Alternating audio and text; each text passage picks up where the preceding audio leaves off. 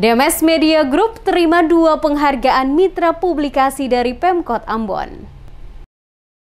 Radio Duta Musik Serasi atau DMS dan Carang TV yang bernaung di bawah bendera DMS Media Group menerima 2 penghargaan dari pemerintah Kota Ambon. Kedua penghargaan berupa piagam diserahkan langsung oleh Wali Kota Ambon Rizat Lohana Pesi pada acara Ramah Tamah HUT Kota Ambon ke-446 berlangsung di Balai Kota pada Selasa 7 September. Rizat Lohana Pesi menilai piagam penghargaan yang ditandatangani Gubernur Maluku Murad Ismail dan dirinya itu pantas diberikan kepada media massa, baik cetak maupun elektronik juga online, karena selama ini turut mendukung pemerintah Kota Ambon dalam hal publikasi dan mengedukasi warga Kota Ambon sepanjang pandemi COVID melanda kota bertajuk Manise ini. Pemberian piagam penghargaan kepada Radio DMS maupun Carang TV sebagai salah satu TV lokal di Ambon, tetapi juga kepada media massa yang lain. Apresiasi ini diberikan kepada sejumlah lembaga yang dinilai berkontribusi nyata untuk masyarakat yang membutuhkan informasi,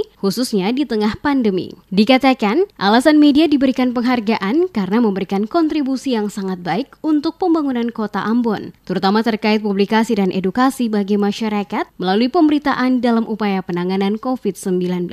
Rizat berharap kedepannya media di Ambon dapat terus menjaga sinergitas dengan pihak pemerintah.